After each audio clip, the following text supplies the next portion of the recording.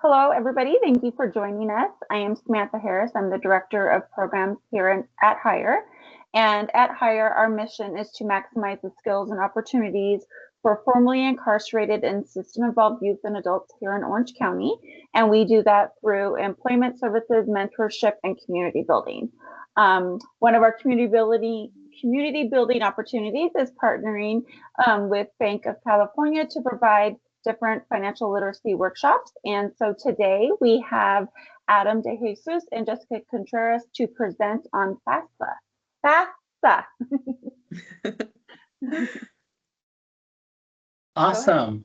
Well, I'm excited to be here and share any insight that I can have in helping you with your FAFSA applications. Say that 3 times.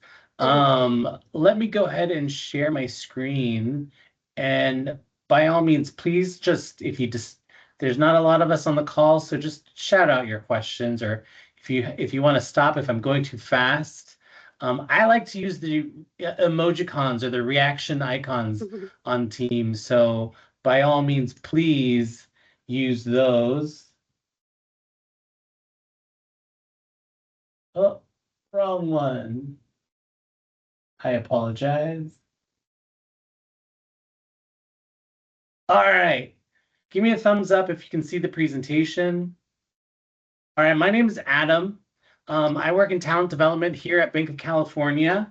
My partner here is Jessica Contreras with our CRA team. Say hi, Jessica.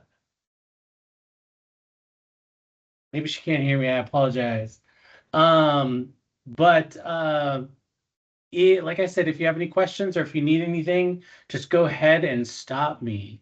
I've been with the bank for about 6 years, and I love what I do, and I like talking about professional development. So let's get started. So there's a lot on this slide, first of all, and we like to kind of talk about what's important to you. So if you see something on here, we feel like a lot of you might be independent students. So basically someone who's living on their own, maybe you're married or not, maybe you could be unhoused. There's a variety of different situations. And we want to talk a little bit about what's important to you. But I always like to kind of start with the basics. We want to make sure that you understand where FAFSA could help you as an individual. So we'll talk a little bit about what financial aid is, how much aid you can get, and where to apply. I think those are the top 3 things that are important for you as individuals, especially if you're trying to get into either a university or maybe a trade school. There are some screenshots here.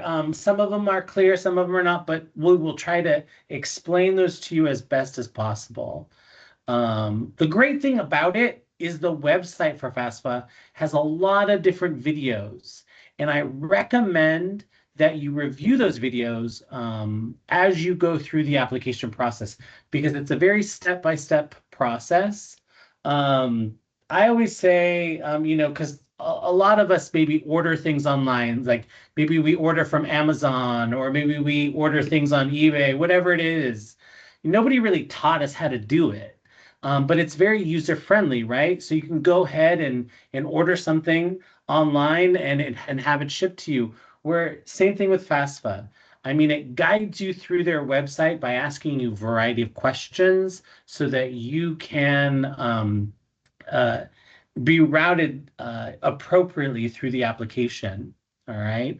So let's talk about what financial aid is and who can get it. So financial aid is money to pay for college or a career school. And FAFSA uses the term career school, but what that really means is a trade school or a trade organization. And so trade school is like, maybe you're going to be a journeyman and like an electrician or a plumber, stuff like that, which are in high demand. I'm a huge advocate of trade school.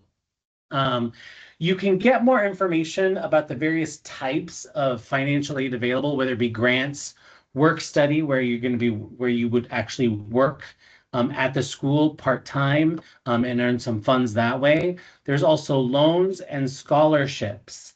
Now, loans tend to be the ones where people go gravitate to very easily. But it's one thing that you want to know is that you have to repay those loans, right? Usually with grants, work study, and scholarships, those are there and they're for you to use, but there's no real repayment plan for that. All right. It's money for you. When it comes to financial aid and how you are eligible, the one of the key things is being a U.S. citizen or eligible non-citizen. And again, I'd go to the FAFSA website and answer a few questions, and it'll clarify what those non-citizen requirements are. A high school diploma. Um, there needs to be an eligible certificate program or trade school or four-year university or five-year university, right? You need to have a social and you need to have satisfactory academic process. Now, I can tell you, I wasn't the best student in high school, but I worked my way into a four-year college, and it was there I kind of found myself. And I feel like when you are in control of your education, you do a lot better because there's an end game, right? So, other financial aid, sometimes the states, colleges, and private scholarships are offered. Some are repaid and some are not. But I would highly suggest going to that website. And if you have a piece of paper, go ahead and write it down, studentaid.gov/types or /scholarships. It'll take you right there. All right. What questions do you have so far? Anything? Are we feeling good about the types of aid and how you're eligible? Thank you, Richard. I appreciate it. Let's go on. Let's talk about how much you could get, right?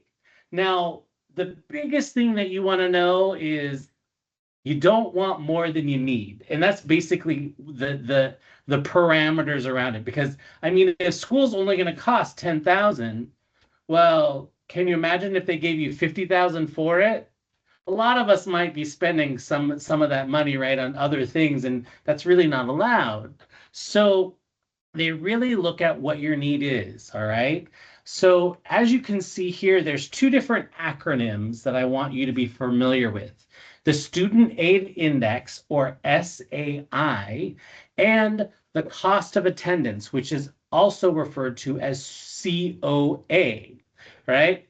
Gosh, all these are tongue twisters for me because there's actually FAFSA, FAFSA, right? So CAI comes from what you report on FAFSA. So those questions that you answer, create your SAI, your Student Aid Index. And your COA, your cost of attendance, depends on the college or trade school that you go to. So they look at your COA minus your SAI, that equals your financial need, all right? Because it covers tuition, fees. Schools have a lot of fees, whether it's a university fee, maybe it's a growth fee of some sort. I actually deal with tuition reimbursement here at Banc of California, and I see all the different fees that our schools have and charge our students. So yes, there's tuition fees, housing if it's needed, as well as food and transportation. So again, your cost of attendance minus your student aid index equals that need, okay? Now, the maximum amounts of certain programs for freshmen in 2026 through 2027, because you go through the spring, right, or the fall of 2026 through the spring of 2027, you'll see here Pell Grants, that's the maximum, 7,395 federal work study. It's always dependent on the job you do and the amount that you are paid for it. There's subsidized and unsubsidized loans, totaling 5,500, and direct plus loans for parents. Now that's kind of dependent on your situation as well. Now you want to make sure that you go again to studentaid.gov/resources to get more information about what those maximum amounts are, because to be honest, it really depends on your situation. If your situation warrants more, they'll give you more, of course. But if it warrants less, just don't get your hopes up. If you see these big totals up here, doesn't mean that you're going to get that. All right. That's what I just want to make sure you comes across. Questions? We good? Yeah. Yeah. I have a question. Can you tell me a little bit more about direct plus loans for parents? What does that mean? Direct plus loans for parents. Let me pull some information up. Give me just one moment. I want to make sure I have that information for you.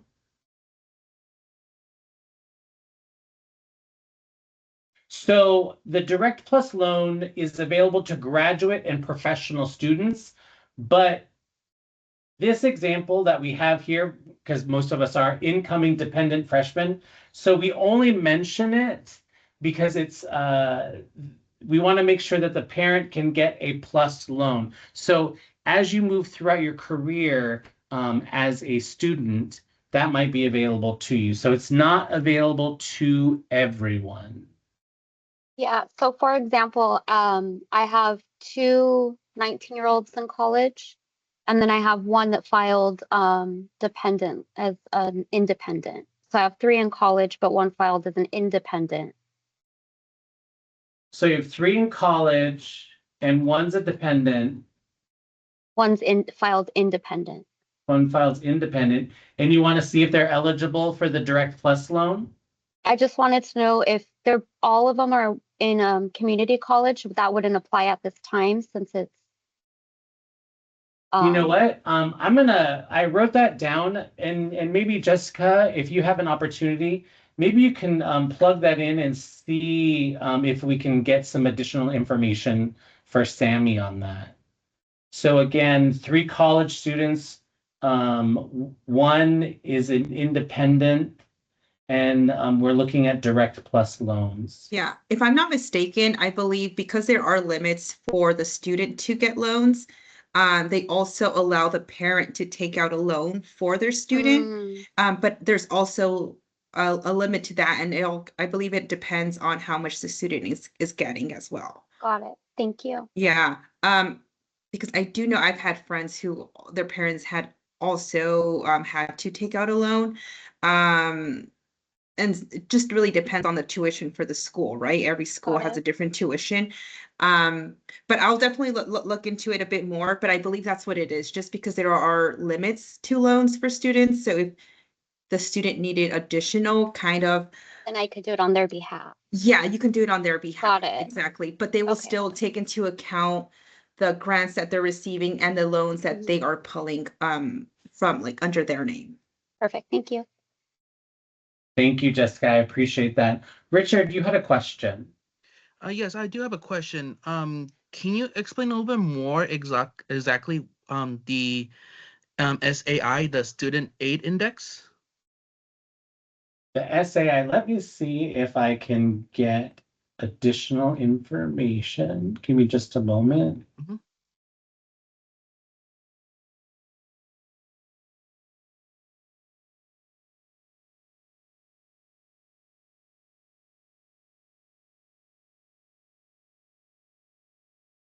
Ah,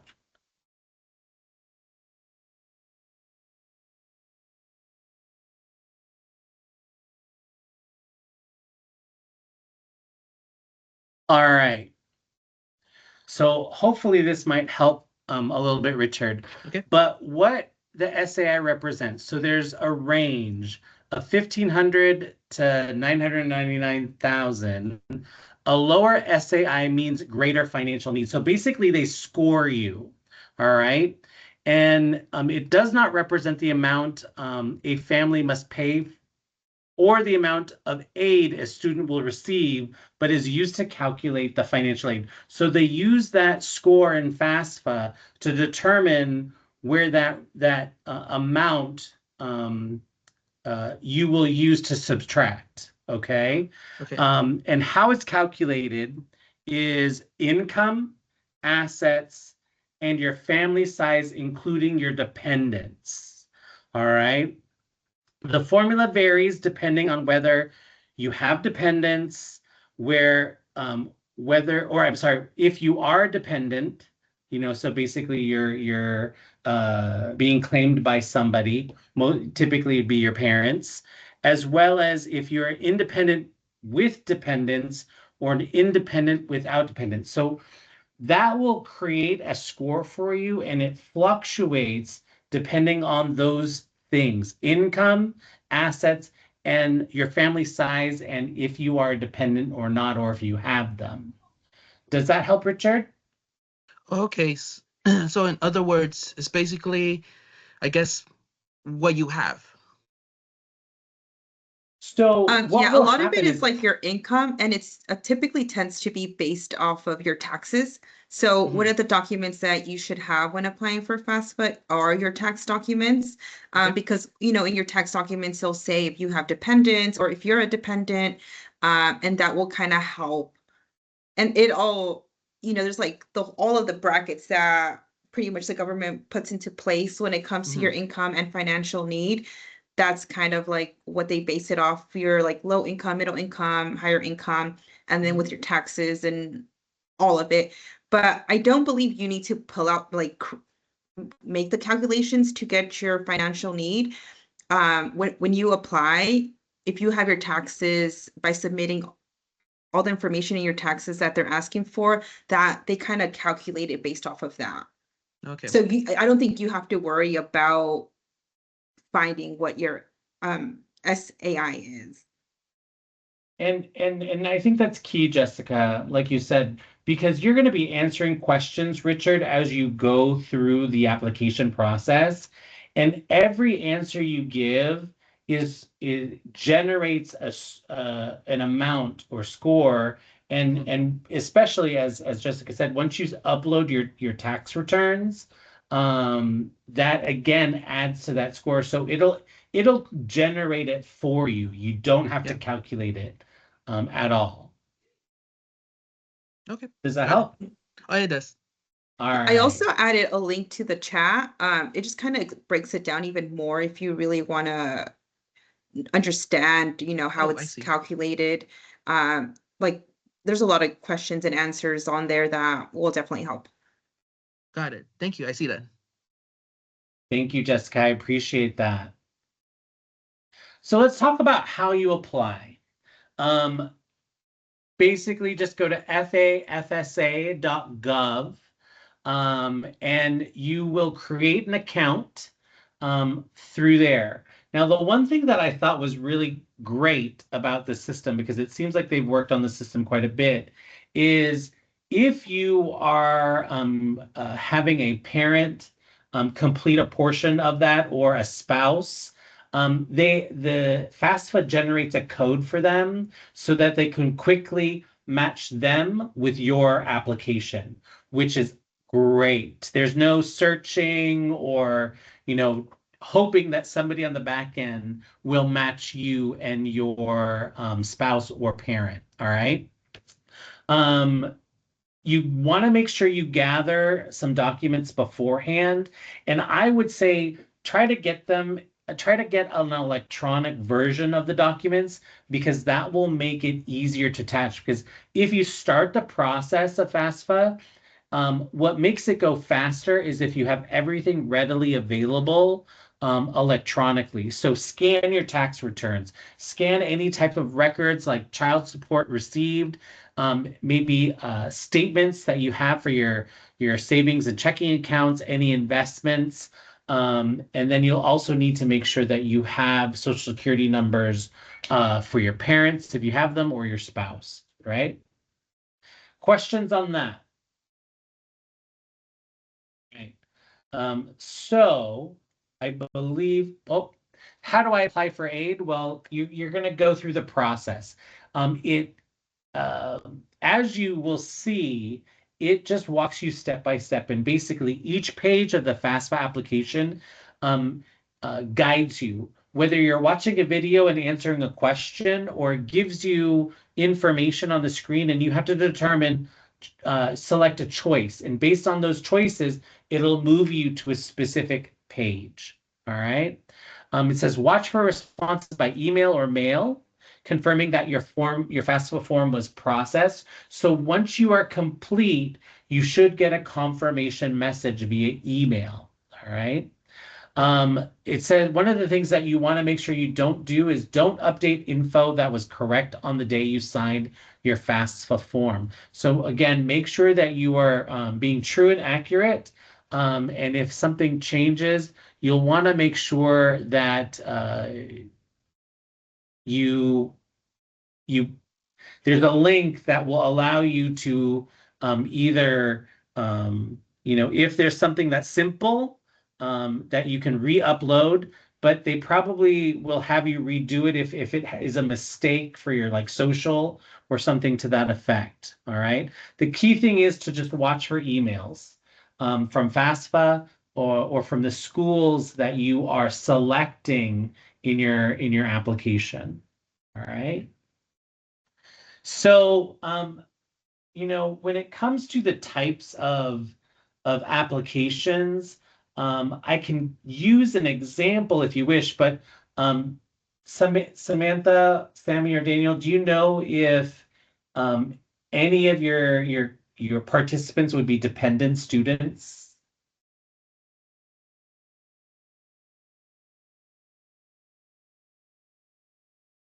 I Or mean, would they be mostly independent students? probably mostly independent, but I'm not sure.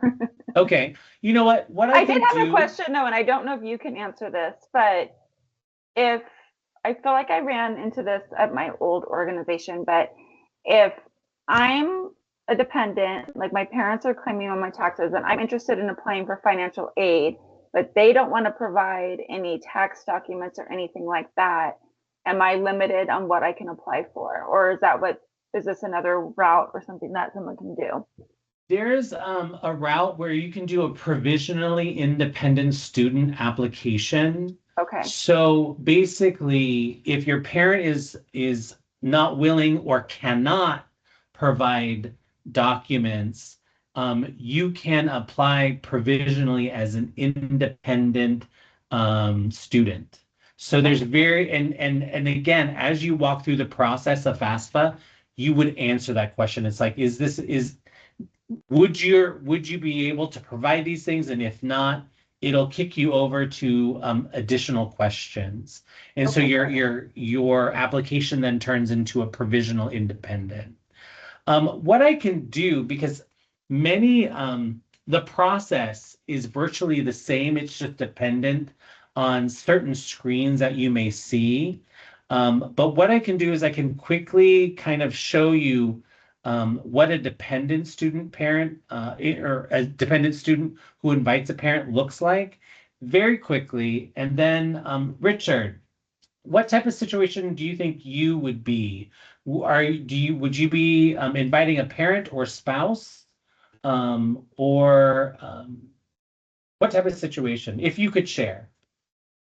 Oh no. Well, for me, for me, I just want to learn the FAFSA process, so I can be ready for my niece, because my niece, she is 15. I mean, 3 more years till 18, college. So I just want to get a good, strong idea and to assist her, or maybe assist her parents on doing this process. Well, I mean, I know it's gonna be from 3 years from now, and most likely there might be some new rules that might change. But I mean, it's good for me to know right now. Absolutely, absolutely. So why don't we go through the dependent student Yeah. invites a parent? So basically what it looks like is when you go to the FAFSA website, you'll see this landing page, all right? And as you can see in the middle, you're going to want to select Start New Form. So you're going to be looking at the 2026-2027 FAFSA form for this upcoming school year. And if you have an invitation, so if you're a parent, you're going to be you want to accept that invitation, and you're going to put that invitation code in there. As you can see, you can see that when you start a new form, you're going to want to create a username and password, just like many websites. All right, pretty simple. It walks you through it. And then you're going to tell us whether you're the student or the parent. Or, like I said, if you have that invitation code. So again, if you didn't select invitation code on the landing page, there's still an opportunity for you to select it right here. You can go ahead and continue to the next page. And as I said before, FAFSA has many videos, and I recommend as you go through the application process, watch the videos because it will help clarify things or allow you to understand what's coming up next, right? So as you can see, it says you might need the following documents: your tax returns, records of child support received, current balances of your bank accounts, and net worth of investments, businesses, or farms, if you have a farm, right? From there, depending on where you need to go, it has information on parents or spouses and how to invite people. So if your niece is the one starting the application, she can get more information right here on how to invite a parent or spouse. Also tells you what to expect, and it really guides you through this process. So the last FAFSA onboarding page talks about what happens after you submit the application, just so that you're prepared to understand what happens. There's a lot of waiting, but it's about what's important, making sure that you're checking your spam, that you're looking at your email, just to make sure that you're getting one confirmation, and then you can then wait for any type of information that might come through from FAFSA.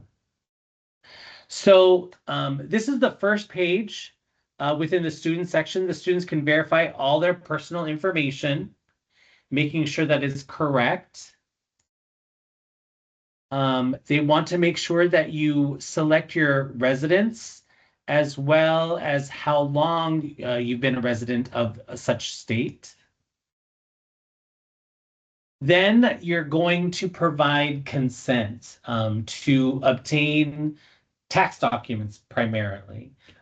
You want to make sure that you read all the fine print because you want to make sure it allows you to know what to expect. Okay, so again, you're going to affirm about FAFSA being able to access certain information. You're going to provide consent, right? If you are married and don't file a joint tax return, you're going to want to make sure that your spouse is aware of that approval. And then it answers those common questions, right? Now, if you decline, you're probably not going to go forward through the FAFSA thing. But what it might ask is, it might ask you several different questions in saying, okay, well, would you be a provisional independent student, right? If that's the reason, if maybe you don't have tax returns. But more than likely, you're going to hit approve. And then it'll have this page where it's going to be importing your information. Okay. From there, it'll show you results.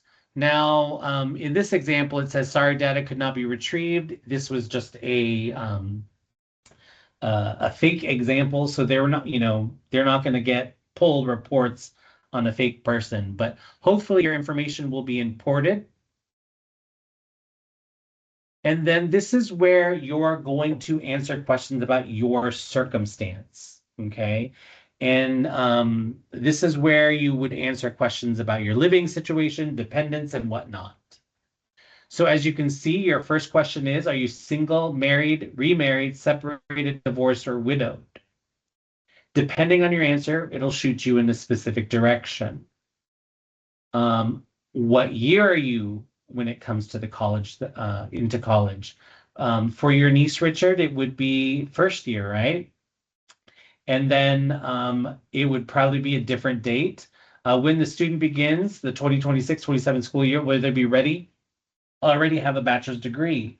Most likely no, right? And then circumstance. The student is currently serving on active duty.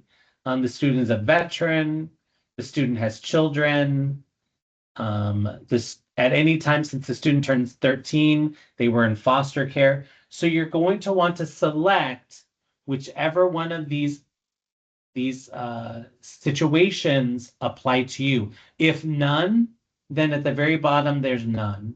Because again, all of these questions help create your SAI, right? Your index. Are you unhoused, or have you been unhoused at a certain point in your life? And then, due to unusual circumstances, prevent the student from contacting their parents, or would contacting their parents pose a risk to the student? So this is key. You want to make sure that you review this page. And if contacting your parents is not a good thing, then you need to make sure that FAFSA knows, because FAFSA understands that there are situations where it could be bad, right? So you want to make sure that you answer those questions appropriately. I have a question on the last part, the last Sure. page. Is that for both parents or just one parent? Like, for example, like I'm the primary caregiver in my home. I'm a single mother, and the other parent is nowhere to be found. So we can't collect information on both parents. So for FAFSA, is it both parents information you need or just the one parent? And would that, if it's just the one parent, would that qualify as unusual circumstances? So it would usually be the dependent, like whoever they're depending on. So let's say if like you have your daughter under your tax returns, it would be you. Okay. Yeah. So it's just the primary householder. Yeah. I think one's fine. And I have to say, my daughter is literally refiling as we speak. She's asking me all kinds of questions. So I love that. Easy. So like I'm in a meeting about it. Just wait. So I think a key thing is FAFSA only knows information that you give it. So if that other parent or guardian is not, if they don't have that information, they're not going to contact them. But like, for example, they might receive information via tax return. So it's very dependent on that. Here, your dependency status. Are the student parents refusing to provide their information on the FAFSA form? I think this goes back to Samantha's question. The response must be no for the student to be considered for federal Pell Grant eligibility and most other types of federal student aid. So if your parent is not able to provide or will not provide information, it does cut out some of your financial options. But understanding everybody's situation is different. So based on these answers, you might be shot into a different direction. Okay. Demographics. And basic demographics, are you male, female, any type of information that you can kind of whittle down to what your demographic is. And then here's student citizenship status. Citizen or national, eligible non-citizen, and either U.S. citizen or non-eligible non-citizen. And again, there's more information on the FAFSA website about what each designation is if you have questions on it. Parent education status, you would answer that, and don't know is an option. Okay. Has your parent been killed in the line of duty? You would want to answer that. Now it talks about your high school completion status. You would select one of the four. Again, none of the above is an option. And then they would want information about your high school. If you did go to high school, you would select the type of high school and it would automatically generate. And they would just want confirmation of that. So here's where you would enter in your finances. So remember, making sure that you have your financial statements electronically would be helpful, as well as your tax returns. So did you or did you not file a 2024 IRS tax return? Now, what's interesting here is even though you're applying for 2026 to 2027, the years of the tax return are important because like right now, even though we are in the process of doing our 2025 tax returns, most people have not even started, right? So that's why they're looking at 2024. Now, how did you file? Single head of household, you would want to make sure that you would chose the correct response. And it goes through again, all the tax questions. And then it talks about your assets, all right? What is available to you, not just account-wise, but real estate-wise as well, and if you have any businesses. Now, this is the fun part. I actually, did you have a question? I do. Sorry. Yeah, Thank you, Samantha. Sorry, I have a quick question on the taxes part. So when a student files, or the parent, or yeah, when the taxes are being filed, how far back do financial aid go? Do they go back 1 year of your taxes or 2 years? As far as I can see, and Jessica, you can clarify this, but I've only seen 1 year back. So like for the 2026, 2027 year, I've only seen questions for the 2024 year. So that will be 2 years. Well, as you know, we're in 2026 right now. Correct, yeah. And people have not, for the most part, filed their taxes yet for 2025. That's why they're asking for 2024, because they know that those should be complete. Yes. Yeah. So Yeah. also maybe just so you can understand like the application deadline as well. Most applications are due at the beginning of March. So like taxes aren't due until April. So I feel like that's why they kind of go to the 2024 because they know those are completed versus 2025. Some may or may have not filed yet. Yeah, so and this is the deadline for students who are exiting high school, going to college. But you could also apply for financial aid outside of the March deadline. So it just really depends because when you need it and when you're going to go to school. But this deadline kind of tends to be for those transitioning from high school to college, which our school year begins like fall, right? So even for transfer students or anyone kind of going to their masters or anything like that, they tend to start in March. But let's say you're going to start in the spring semester, you can technically apply outside of the March deadline. Okay. When it comes to selecting colleges and trade schools or career schools, as they call it, you can select up to 20.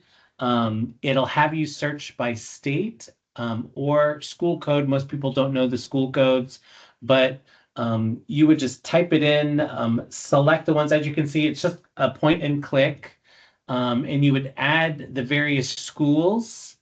And once you are done, it'll collect all that information. And remember, we're talking about the cost, right? The cost of admission. So they do consider that when they're looking at your overall amount that they would provide you. Then here you would invite your parent as a contributor if it's a parent. If you are following the process of spouse, this is where it would happen as well. And then you get that code, right? You want to make sure you get an email from your parent. And then that code says on the right side, send invite to this email address, and they'll have that invite for them. and they can enter in the code in that email. That's how it'll look. Just on the safe end, you might want to screenshot that code for your parent because you never know. They either might not get the email or they might not be able to find it, and you can help them. What happens next is it reviews everything that you've done. You can go back and check your answers to see if anything needs to be changed, but you want to review everything. You want to make sure everything is correct because it's easier to correct now than it is after. It'll provide a summary page, and you're pretty much almost at the end. You'll affirm your FAFSA form, and you'll sign electronically. All right? And that is the basics. And it pretty much, again, auto flows you depending on your different situation. The process that we went through is a dependent student who invites a parent. But if you were to answer differently for certain questions, it would shoot you off into a different area. This is a reminder to check your email once you've submitted your application. I would assume that it would come within 5-10 minutes. If you don't get it, you want to make sure that you go back to the FAFSA website to see if it actually completed. All right. Yeah. It says this is what the parent would get. This is their email, and that's their code. And they would just log in and enter that code.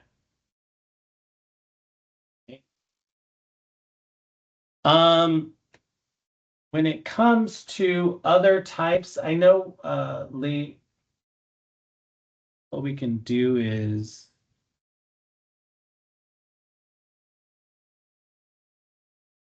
there's an option where you can choose a student's spouse. If you're an independent student who is single and a non-tax filer, this might be one that's common. If you have never filed taxes, if that is the situation, but you're an independent student, I think whoops, I apologize.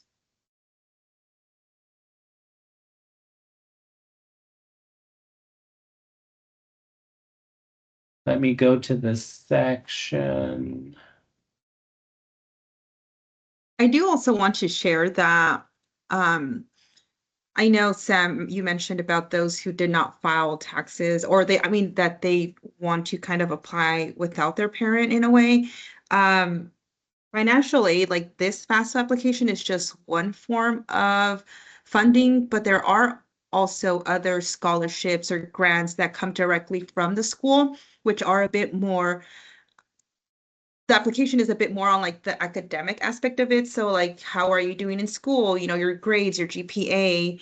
And the application is mostly focused on that. And also the approval is mostly focused on that versus your income, which the financial aid application that we're going through right now is a bit more based off of your income. So I also always encourage everyone to look up the school that they're going to, that they've selected. And Richard, just maybe, I don't know if you have an idea of like the whole school applications, how they work, but students start to apply for college, especially those in high school. They start to apply for college at the end of the year, like the calendar year. So what is it, like November? I think most of them are due November applications. So like they start early on, like that first semester, like August, September, October, submit November, and a lot of them hear back December, January, and some of them are still waiting right now for, final decisions. And then that's why the FAFSA application is kind of due in March. So that way, when they know what school they're going to, they can add the school to their FAFSA application. So that's just like the timeline, just so you can kind of get an idea. But different schools have different grants that they also fund directly that from that school. And I mean, there's also a lot of outside organizations that provide grants and scholarships for students. So I always encourage families and the students to look out for those and, really search them. I don't know about now. When I was in school, I remember there was a site. I will try to look for it, but it kind of had a breakdown of a lot of organizations and the different grants that they had. I'll try to find the resource. I have like no idea what it may be called. I don't remember, but I know it exists. Someone kind of like takes the time to make a whole list of all of that. And there's some that are like only for first-time college students, some for returning, some, who are vets. So there's just so many options out there. And yeah, I always just say, just, go and look for them. And even for community colleges, I know some community colleges, like the one in my area, if you are a first-time college student and you begin in the fall, which is like the beginning of the school year, you get it for free. Doesn't matter what your income is. So just like look out for those things too. I lived in San Francisco for many, many years, and the city college there was free for everyone. So look out for those things. Always, do a bit of research and find that. I feel like now that, there's a lot of funding out there that sometimes we're just not aware of. And financial aid, FAFSA is great, but I know there's other help out there. And I completely agree with you, Jessica, because again, FAFSA, you have to repay, right? Whereas and there are scholarships and grants that you can get that you don't have to repay. For me, every year I was in college, I was the only one who applied to this women's group scholarship in South Orange County, and I got it every year. It was only $500, but it was $500 that I didn't have to repay, right? I work with an organization called Save Our Youth in Orange County, and they provide scholarships to students that they don't have to repay. And it's a lot of students that you participate in their program, but at the end of the school year, they hand out scholarships, and some are a few $100s, but others, I mean, usually one or two students out of the group a year, they'll give you a stipend every year for school, and it could be $10,000, right? Which is a lot. But a lot of people don't do those things because, as Jessica said, you kind of have to search and find, right? It's kind of like finding treasure, and then actually taking the time to apply. As I said at the beginning, most people gravitate to FAFSA because it's available, it's widely advertised, it's something that is there, but it's money that you have to repay. Yeah, So like the grant aspect is great because that's the free one. But if you select one of the loans, that's the one you have to be very mindful and kind of know that. Yeah. And then I also wanted to share that I know, pricing for different schools are different, but I also think it's really important to know the cost of the semester and the school year. And a lot of the times, I remember when I started, and even when I look now, like sometimes they package it as a whole versus what the actual courses are. So sometimes, semester will be like $20,000, but in reality, the courses itself are only about 7,000, but they included like books and maybe living on campus. So just like my personal experience, like I'm the first one in my entire family, even extended family, to go straight to university.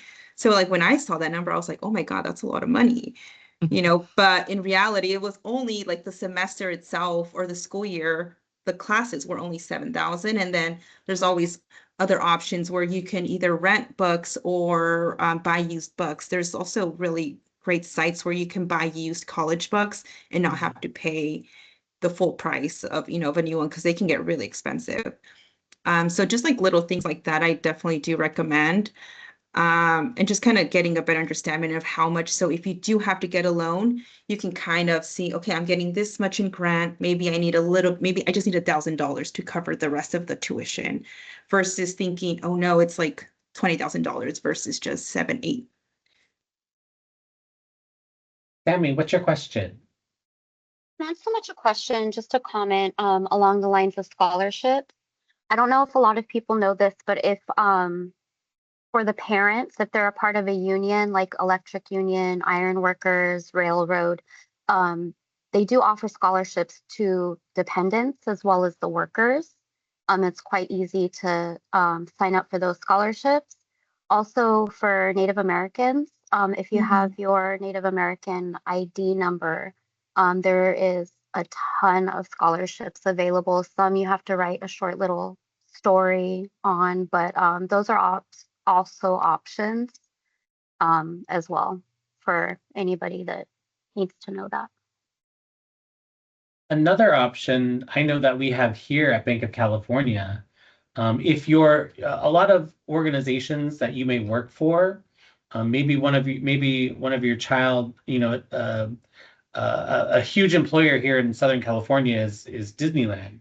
I do know that they offer tuition reimbursement. Here at Banc of California, we offer tuition reimbursement as well as if an employee has been here a year, they're eligible for up to $5,250 a year. Yeah, And right now I Chipotle have also. about 25 students. Mm-hmm. What was that question, Sammy? Did you have something? Oh, Chipotle also does reimbursement as well as Starbucks. Yeah. Oh, wow. And I always tell, whenever I give a presentation on tuition reimbursement, I always tell our team members, look, it's money on the table. If you use it, great. If you don't, then it goes to somebody else, right? So always look into those options. Any other questions before we jump off the call? Yes, Richard. Yeah, so I have noticed in the presentation, it's mentioning about like I guess school-based gosh, so I'm so sorry, I forgot the word. So you guys talk about like loans, scholarships, grants, all school-based, but what about outside of school, like 529 plans? So 529 plan is an investment fund that typically parents, guardians will create for a child, usually early on. Sometimes once they're born, they're creating a 529 plan, and that can be used for school in the Yes. future. I know Washington State has a program where parents can put in money basically in an investment fund, and basically that could be used anywhere in Washington State, So there's different programs depending on the state. But typically for an investment plan, that is money that you put in, right? Yes. It's not necessarily money that you're getting. Mm-hmm. Yeah. So let's say your niece, right? Like let's say the parent already has a 529 plan. They can definitely use that when she goes to college for tuition. Yes. Yeah.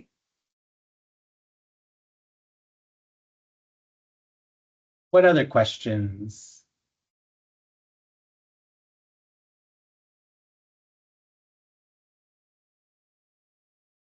All right. Well, this was great. Thank you so much. We will be back here on February 18th with Banc of Cal for our next workshop. If you want any information more about Hire, you can also go to our website at www.hireoc.org, or you can email us at info@hireoc.org. But thank you so much, Jessica and Adam. This was a great presentation. Great questions. I think this was a good refresher for me. It's been a while, but I think it seems like things have gotten a little bit easier and less confusing the more automated and stuff it's gotten. But I also think just great tips. I know back in the day when I was going to Santa Ana College and working at a school district, I was able to access from the school district even reimbursement. I had to pass the class and all that, but if I passed the class, I got reimbursed, and for my books and everything through a stipend for early childhood education providers. So there are other programs out there, even like they were saying different companies or even different industries and different things to look at. So, and I'm with you, Jessica. I remember there being some kind of like list or something for potential things. Yeah. So we'll definitely have to see if we can find that for sure. Okay. Yeah. All right. Well, thank you for joining us, and hopefully we'll see you next month. Great. Yeah. Thank you, everyone. Thank you.